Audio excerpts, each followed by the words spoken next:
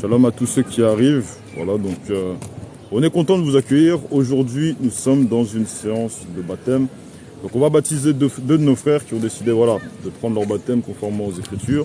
Aujourd'hui, j'ai eu à cœur et j'ai trouvé ça bon qu'on puisse filmer l'enseignement. Voilà, parce qu'il y en a beaucoup qui ne savent pas qu'est-ce que c'est que le baptême, qu'est-ce qu'il y a derrière le baptême, quels sont les mystères du baptême ou des choses comme ça et tout. Donc on va à peu près dévoiler à peu près ça, on va à peu près dévoiler en fonction de ce que le Seigneur nous a à peu près mis à cœur.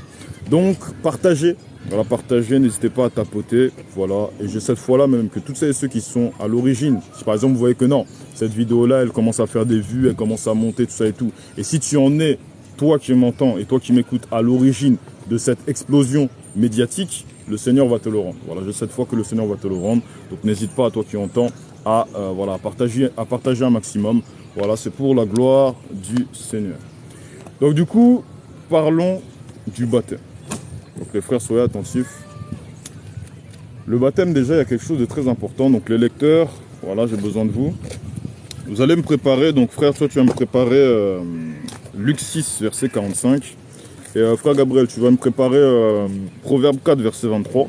Donc déjà, avant toute chose, moi, j'avais pas prévu de parler du cœur, mais le Seigneur à peu près m'a conduit à peu près par là à parler du cœur. Donc mon frère, si tu peux nous lire le Luc 6, verset 45, on va lire comme en évangélisation. Luc 6, 45. Luc 6, 45, vas-y mon frère. L'homme bon tire des bonnes choses.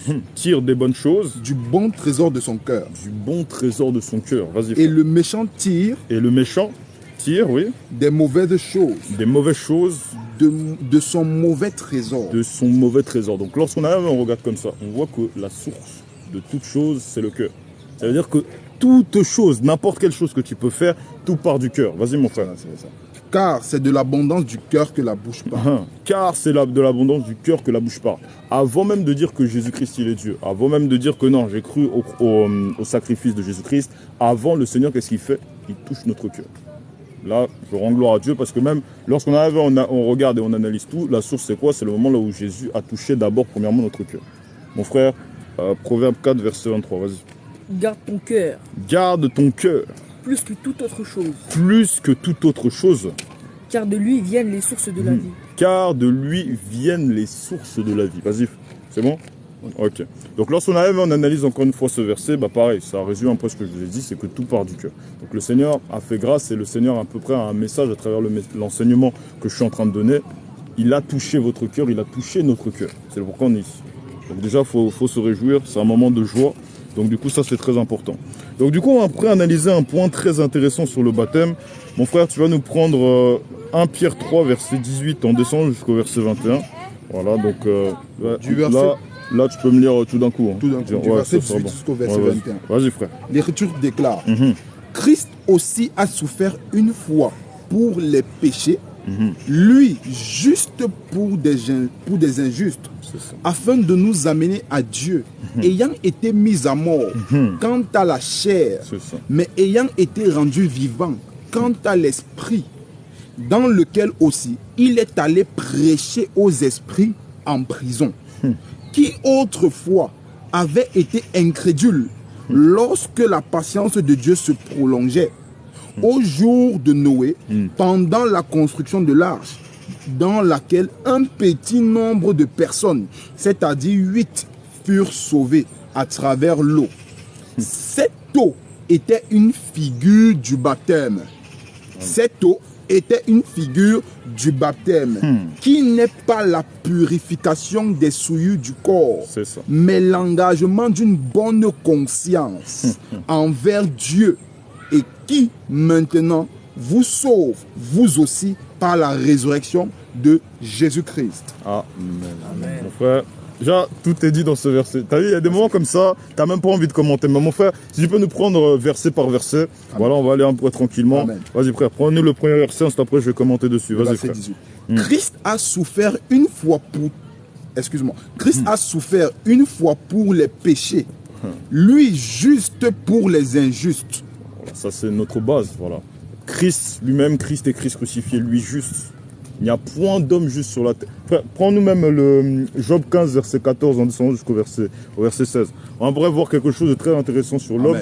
Pourquoi est-ce qu'on dit que Jésus-Christ, le juste qui a souffert pour des injustes? Bon, moi je sais pas, je suis gentil, même si bon, j'ai pas cru au Seigneur Jésus-Christ, je suis gentil, je souris à tout le monde, tout ça et tout, mais bon, pourquoi est-ce qu'on dit que non? On arrive, on vient, pourquoi est-ce qu'on est considéré comme des injustes? Frère, si tu peux nous prendre ça, tu peux nous lire même tout d'un coup, voilà, ça va aller, on va être bon, vas-y frère.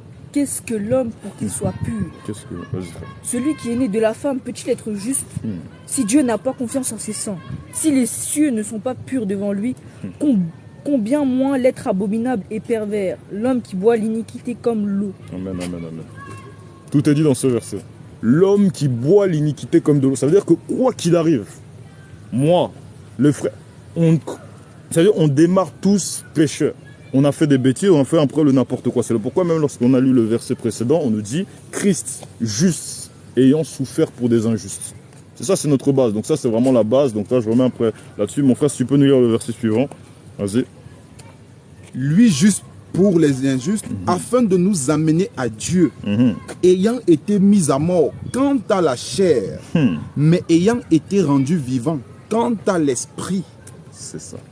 Lorsqu'on arrive, on analyse ça, il y a des gens qui nous ont dit non, Jésus-Christ est Christ crucifié. Bon, comment Dieu peut-il mourir? Ce verset-là, il répond déjà. Christ ayant été mis à mort quant à la chair, mais ayant été rendu vivant par l'esprit. Nous, c'est exactement la même chose. Le moment où on arrive, on est là derrière, il y a l'eau. On arrive, on veut prendre notre baptême. Qu'est-ce qui se passe? On est mort. On est mort à nous-mêmes. On est mort quand on a la chair, mais on est rendu vivant par l'esprit, par le processus de naissance. Donc déjà, ça, c'est un petit peu... Bon, pour le processus de naissance, on va à peu près y revenir. Mon frère, si tu peux nous prendre le verset suivant. Prépare-nous le Matthieu 7. Ouais, voilà. Ayant été rendu vivant quant à l'esprit, dans lequel aussi il est allé prêcher aux esprits en prison. C'est ça, ouais. Qui autrefois avait été incrédule lorsque la patience de Dieu se prolongeait au jour de Noé, pendant la construction de l'arche, dans laquelle un petit nombre de personnes, c'est-à-dire 8, furent sauvées à travers l'eau. Amen, amen, amen. Lorsqu'on arrive, j'aime beaucoup ce verset. Là, on va beaucoup plus être axé concernant le symbole de l'arche de Noé. Mon frère, Matthieu 7, versets 13 à 14. Bon, prépare-le rapidement de côté. Lorsqu'on arrive, on regarde ce verset-là, on nous dit « Seulement 8 furent sauvés ». Prends-nous le Matthieu 7, versets 13 à 14. Là, on va lire un peu comme en évangélisation. Vas-y, frère. Ok. Entrez par la porte étroite. Jésus nous dit à toutes celles et ceux qui ont cru, entrez par la porte étroite, oui. Car large est la porte. Large est la porte. Spacieux est le chemin qui mène à la perdition. Spacieux est le chemin qui mène à la perdition, oui. Et il y en a beaucoup qui entrent par là. Lorsqu'on arrive, on analyse bien l'arche de Noé. On pourra voir que la plupart, là, il y en avait beaucoup qui étaient là, qui ont rejeté Jésus-Christ. C'est pourquoi j'aime beaucoup, c'est même pas qui rejetaient Jésus-Christ, mais qui rejetaient le message de l'Éternel, que l'Éternel avait, que l'Éternel a transmis par Moïse. Ils étaient là, ils rejetaient ce message-là.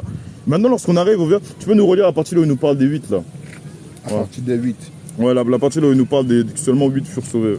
Qui autrefois avait été incrédule, lorsque la patience de Dieu se prolongeait au jour de Noé, pendant la construction de l'arche, dans laquelle un petit nombre de personnes, c'est-à-dire 8, furent sauvées à travers l'eau. Un petit nombre. C'est pourquoi même il y en a, ils sont là, ils viennent, ils commencent à se vanter en disant non mais vous savez, nous il y a un grand maximum de personnes, on est là, on vient, on est beaucoup, des choses comme ça, par exemple, voilà, l'influence du plus grand nombre. C'est le pourquoi. Même tu vas arriver, tu vas regarder comme ça, tu vas arriver, tu vas te balader, ça et tout, tu vas voir que non, toi tu marches conformément aux Écritures. La plupart des gens, qu'est-ce qu'ils font? Tu fais face à quoi? Tu fais face au jugement, tu fais face des fois à la moquerie, tu fais face à tel. Mais un petit nombre là. En attendant là, ceux qui étaient dans l'arche, ceux qui étaient dans la vie, c'était un petit nombre. C'est le pourquoi il ne faut jamais céder à ces histoires d'influence du plus grand nombre. Je vois que non, il y en a 15 qui sont là, qui sont à gauche et tout ça et tout. Même si les 15 sont en désaccord avec l'écriture, toi, range-toi du côté de l'écriture. Parce que tu es seul, mais tu n'es pas seul parce que Jésus-Christ est avec toi. Et ce qu'il faut savoir, c'est que non, ils sont 8. Bon, ils sont 8. Ok, 8 c'est un petit nombre, mais en attendant, c'est seulement ces 8-là qui ont été sauvés. Tout le reste sont partis dans le déluge. C'est ça ce qui est très intéressant, c'est que lorsqu'on arrive et on regarde ça, on nous dit que c'est une préfiguration du baptême. Pourquoi? Parce que baptiser ne veut pas dire que tu vas forcément être sauvé. Il y a des gens, on appelle ça, voilà, bon, les descendants même du fils de la perdition, de l'homme du péché, si je puis dire ainsi, bon, on les appelle les fils de la perdition. Eux, ils peuvent prendre leur baptême au nom de Jésus-Christ. Mais le truc, c'est que ils n'ont pas été prédestinés pour... Mon frère, si tu peux nous prendre... prends-nous Ephésiens 1, verset 3. Voilà, Ephésiens 1, verset 3. Tu peux nous lire ça. Béni soit Dieu Béni soit Dieu le Père, oui. de notre Seigneur Jésus-Christ, de notre Seigneur Jésus-Christ. qui nous a bénis de toutes sortes de bénédictions spirituelles Vas-y, continue. dans les lieux célestes en Christ. Vas-y, le verset suivant. En lui, Dieu nous a élus avant la fondation du monde, Dieu nous a élus avant la fondation du... Vas-y mon frère, continue. pour que nous soyons saints et irrépréhensibles devant lui. C'est ça.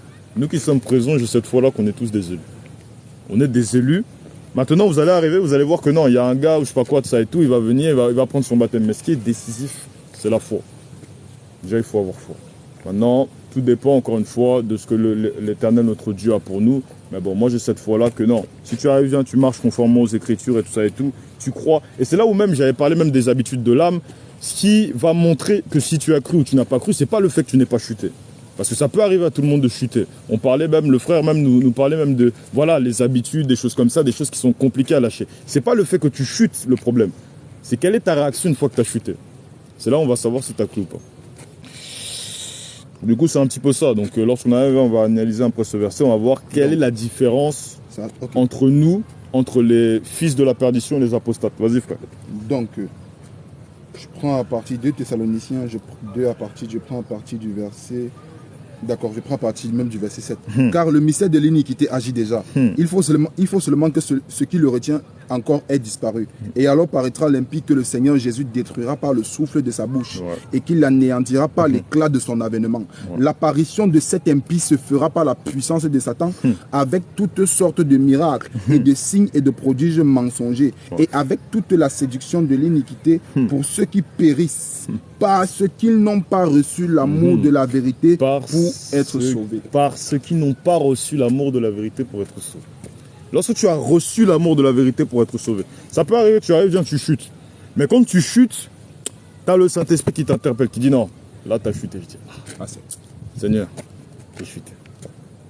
Du coup, tu arrives, tu viens, qu'est-ce que tu fais? Tu t'arranges, tu te replaces sur le roc.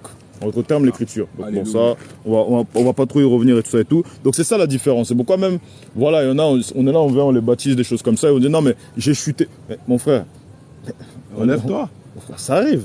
Le juste tombe 7 fois il se relève. On va même pas prendre le verset, mais bon, il y en a tellement. Mais bon, on va à peu près directement descendre parce que du coup, il y a encore pas mal de choses à dire. Donc en gros, lorsqu'on parle de l'arche de Noé, ce qui est très intéressant, c'est que c'est la différence. Ce qui est intéressant lorsqu'on regarde, on dit que non, c'était une préfiguration du baptême.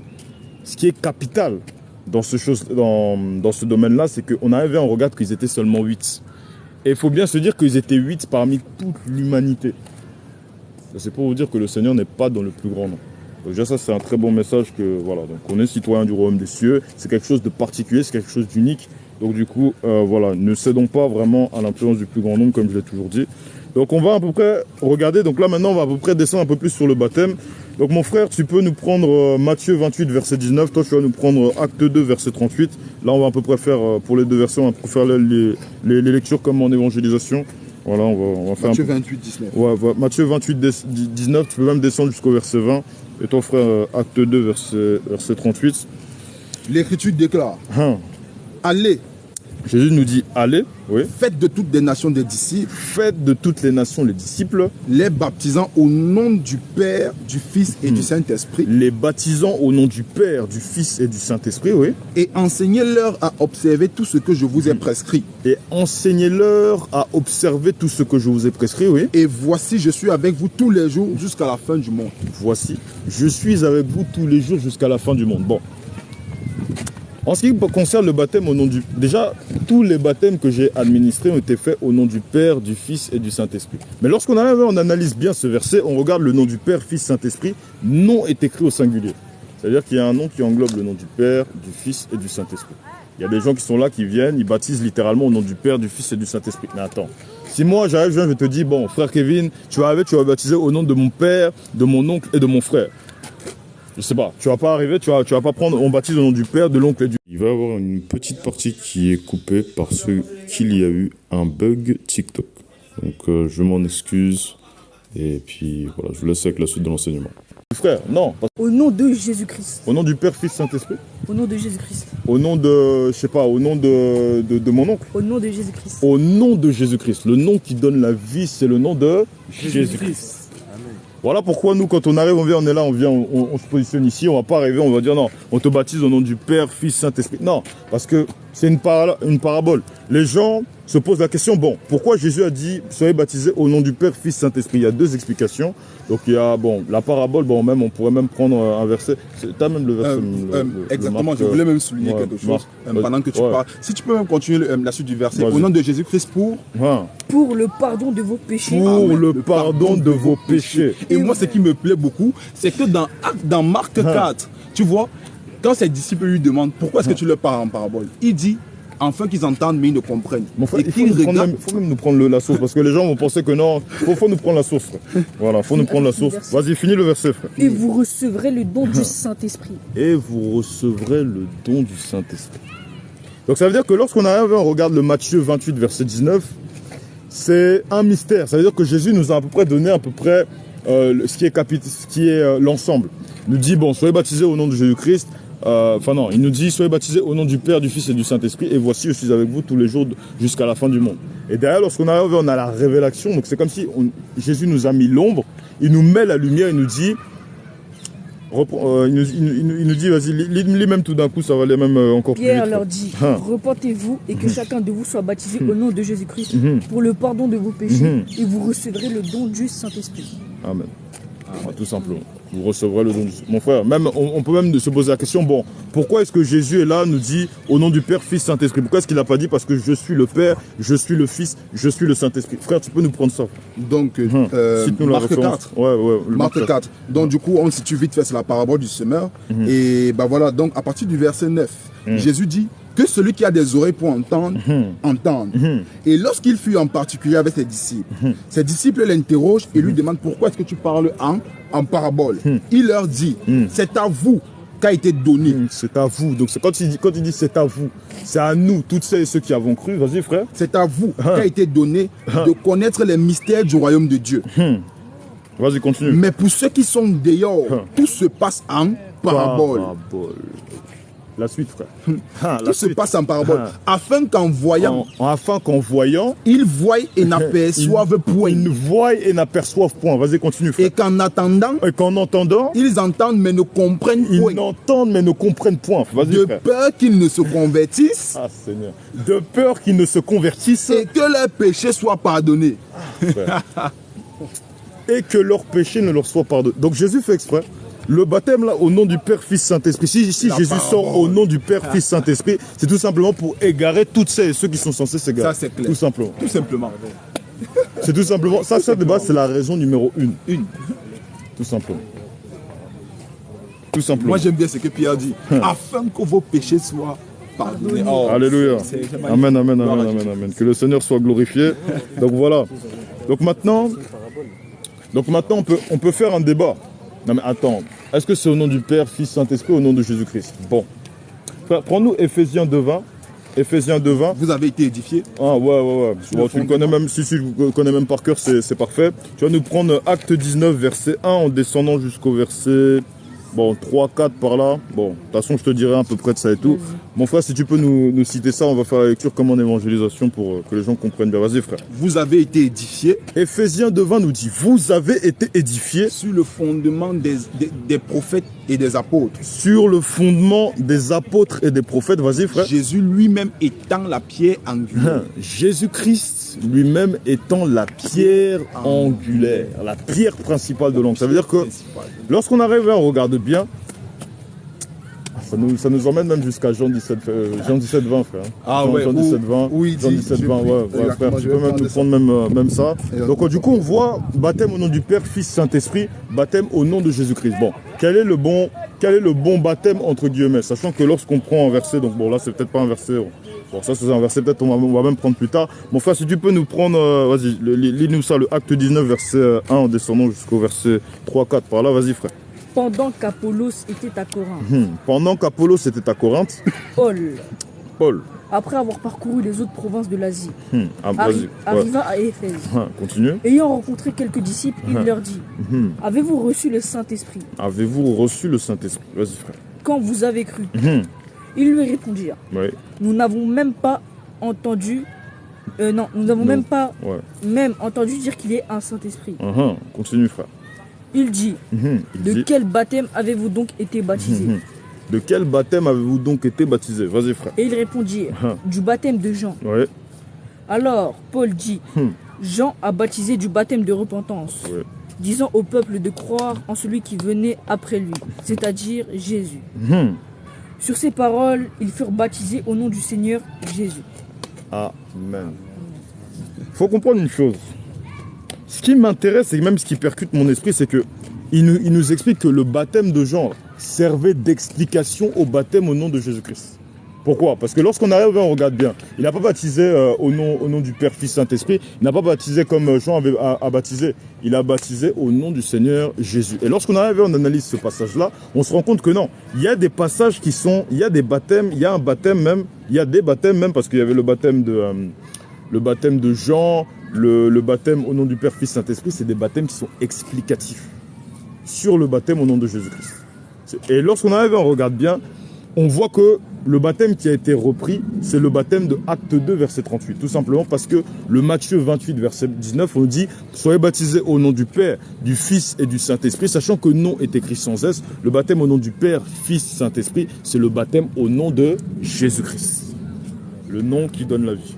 On peut encore prendre beaucoup de sources. Mon frère, si Jean tu... 17. Ouais, le Jean 17, Je verset prends à 20. partir du Vas-y. verset 17 même. Vas-y, mon frère. Sanctifie-les par ta vérité. Jésus nous dit, sanctifie-les par ta vérité, en s'adressant au Père, oui. Ta parole est la vérité. Ta parole est la vérité. Comme tu m'as envoyé dans le monde, Comme tu m'as envoyé, moi, Jésus, dans le monde, oui. je les ai aussi envoyés dans le monde. Je les ai aussi... Là, il faut comprendre même que cette prière-là, même s'adresse aux disciples. Il dit, je les ai envoyés dans le monde, oui. Et je me sanctifie moi-même pour eux, Jésus dit, je me sanctifie moi-même pour eux, afin qu'eux aussi soient sanctifiés par la vérité. afin que eux aussi soient sanctifiés par la vérité, oui. Ce n'est pas pour eux seulement que je prie, Ce n'est pas seulement pour les disciples, les 11, parce que Judas, on ne le compte pas, parce que Judas, c'était le traître. Le frère, il faut se réveiller. On ne compte pas Judas parce que c'est le traître. Du coup, il dit, je ne prie pas seulement pour eux, oui, mais pour tous ceux qui croiront en moi par leur parole. mais également pour toutes celles et ceux qui croiront en moi à travers leurs paroles.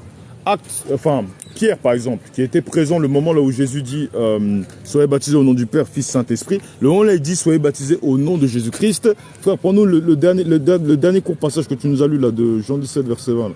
Les gens disent Il croit en moi pas. Oui, vas-y, frère. ce n'est pas pour moi seulement que je prie. Oui. Ce n'est pas seulement pour eux que je prie, Oui, vas-y. mais pour tous ceux qui croiront en moi par leur parole. C'est ça. Pour toutes celles et ceux qui croiront en ce que les disciples disent, donc par leur parole, ils parlent au nom de Jésus-Christ. Ça veut dire que ce qu'il dit, c'est Jésus-Christ qui a approuvé. C'est le pourquoi lorsqu'on arrive, on prend le Ephésiens 2, verset 20, ça nous dit, vous avez été édifiés sur le fondement des apôtres et des prophètes, Jésus-Christ étant la pierre angulaire. Ça veut dire que Jésus-Christ, il est là. Au fait, les apôtres viennent décoder ce qui était codé dans les évangiles. Ça, c'est C'est tout simplement ça. Donc du coup, on va à peu près continuer. Donc en gros, toutes celles et ceux qui ont cru à la parole de Pierre, le moment où il dit soyez baptisés au nom de Jésus-Christ, ils n'ont pas cru en Pierre. Ils ont cru en Jésus-Christ en Pierre, si je puis dire ainsi. Ouais, voilà, c'est ça. Donc du coup, on va après continuer. Donc voilà, donc pourquoi est-ce qu'on ne baptise pas dans les piscines? C'est une question qu'on peut se poser, on dit bon, on a une piscine qui est pas loin, bon, on y va, bon, toi frère, t'as une baignoire chez toi, bon, j'arrive, je t'attrape, allez, on va dans la baignoire, allez, au nom du Père, Fils, Saint-Esprit. Pourquoi on fait pas ça? C'est une question qu'on peut se poser. Mon frère, tu peux nous prendre Jean 5, verset... Amen, t'as anticipé. Jean 5, verset 1 à 4. Frère, tu vas nous prendre Marc 1, verset 9. Marc 1, verset 9. Voilà, on va lire après les deux passages. Mon frère, Jean 5, le verset 1 à 4. Ouais, tu peux nous lire même ça tout d'un coup, doucement, et puis ce sera bon. Vas-y, mon frère. L'Écriture déclare. Vas-y. Après cela, vas-y. il eut une fête des Juifs. Et Jésus monta à Jérusalem. Or, à Jérusalem, près de la porte des brebis, il y a une piscine qui s'appelle en hébreu Bethesda. C'est ça. Et qui a 5 portiques. Sous ces portiques étaient couchés un grand nombre de malades, des aveugles, des boiteux, des paralytiques qui attendaient le mouvement de l'eau. Ouais. Car un ange descendait de temps en temps dans la piscine et agitait l'eau. Et celui qui descendait le premier après que l'eau avait été agitée était guéri, quelle que fût sa maladie. Amen. Amen. Lorsqu'on regarde ça, on voit que les piscines existaient déjà à l'époque. Ça, c'est ça. Voilà. Si réellement le baptême, donc si, parce que le baptême, sachant qu'il se fait dans l'eau, si le baptême peut être administré dans une piscine, on devrait trouver dans les Écritures, comme il y avait déjà des piscines à l'époque, des baptêmes qui ont été faits dans des piscines et dans des sources d'eau naturelles. Maintenant, mon frère, tu peux nous prendre le Marc 1, verset 9. Vas-y, mon frère.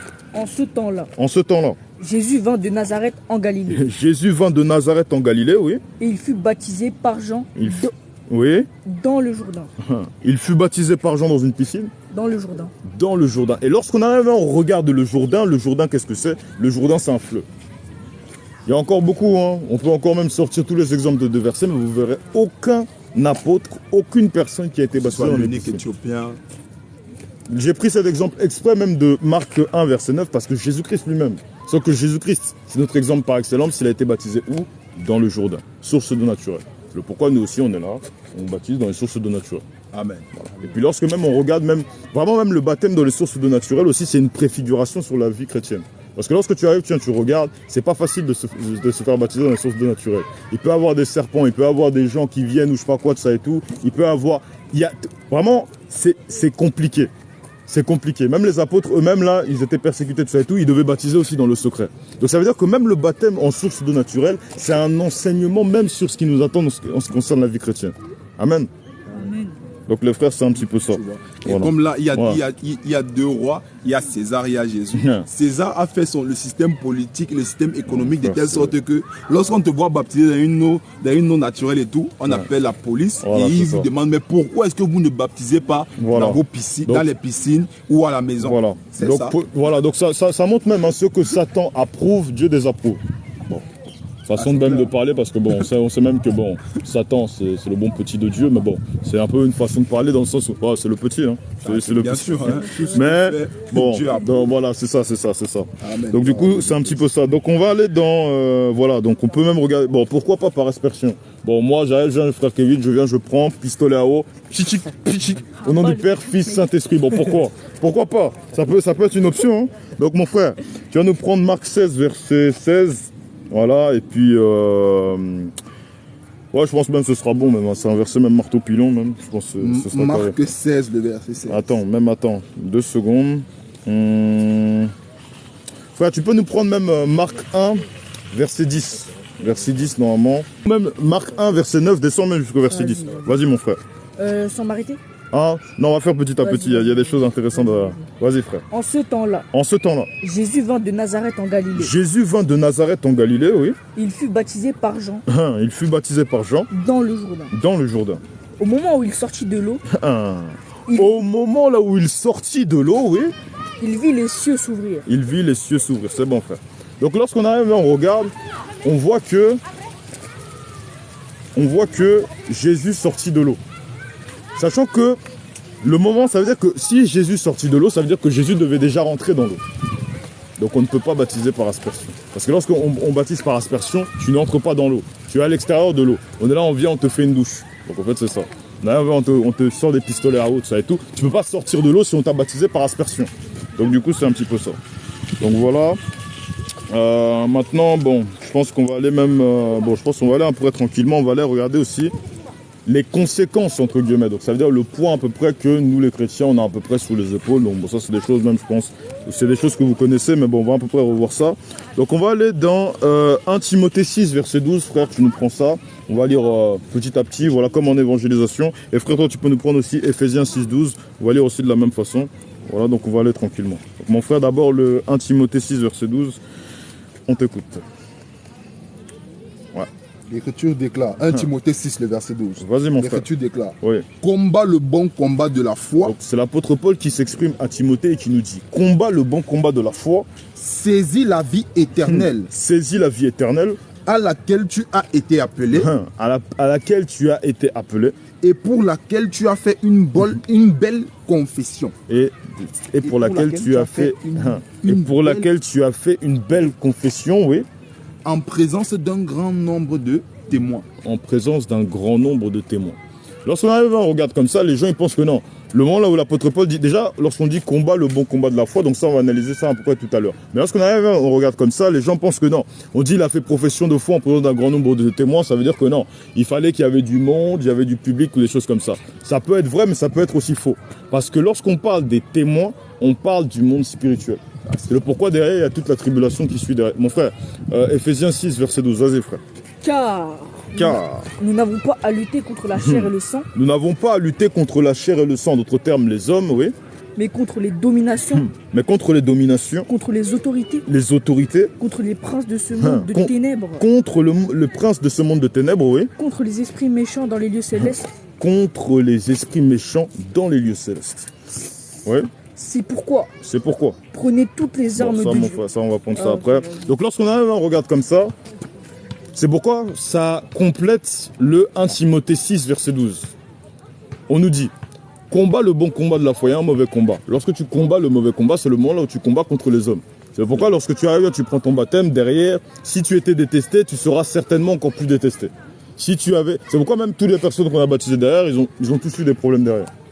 Ils ont toujours eu des problèmes. Même le frère là, même lui-même peut témoigner, ils ont tous eu des problèmes derrière.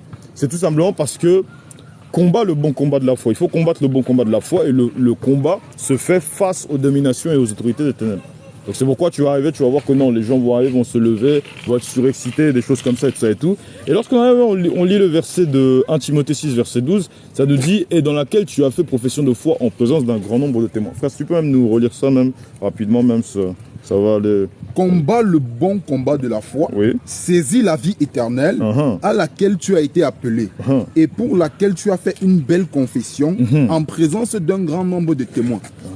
On dit dans laquelle tu as fait une grande confession de foi en présence d'un grand nombre de témoins. Lorsqu'on parle de témoins, on parle du monde spirituel.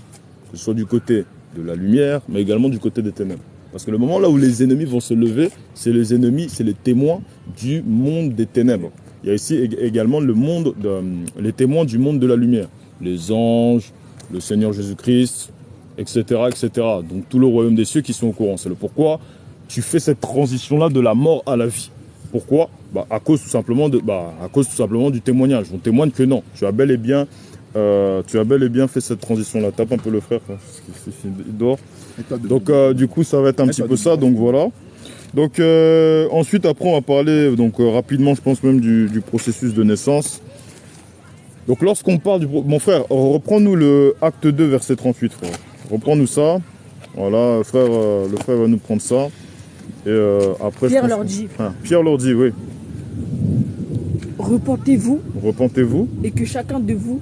Et chacun de vous, oui. Soit baptisé au nom de Jésus-Christ. Soit baptisé au nom de Jésus-Christ. Pour le pardon de vos péchés. Pour le pardon de vos péchés. Et vous recevrez le don du Saint-Esprit. Et vous recevrez le don du Saint-Esprit. Lorsqu'on parle du processus de naissance, prépare-nous même le Marc 16, verset 16. On va un peu clôturer par là. Donc, lorsqu'on parle du processus de naissance, moi, voilà, comme un grand frère, le frère Gasby même, il expliquait ça.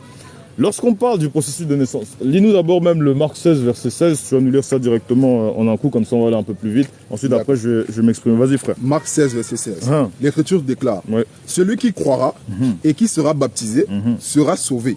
Mais celui qui ne croira pas sera condamné. C'est ça. Lorsque tu arrives, on dit celui qui croira et qui sera baptisé sera sauvé. Ça veut dire que tu ne peux pas être baptisé sans croire, de même que tu ne peux pas croire sans être fait baptiser. Ça, c'est clair. C'est aussi simple que ça. Et lorsqu'on dit et celui qui ne croira pas sera condamné, ça veut dire que si il te manque la foi accompagnée par le baptême, qu'il te manque le baptême sans la foi, automatiquement on te considère parmi tous ceux qui ne croient pas. Et la première étape du processus de naissance, de la même façon que lorsqu'on arrive, on annonce à une femme qu'elle est enceinte.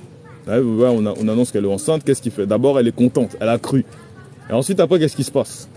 La femme est enceinte. Et ensuite, après, lorsqu'on arrive, donc là, je parle du processus de naissance physique. Et lorsque le moment là où l'enfant, elle accouche, l'enfant sort. Alors, lorsque l'enfant sort, qu'est-ce qu'il faut? Il faut arriver, il faut lui taper, on lui tape, et l'air entre dans les poumons et l'enfant se met à pleurer.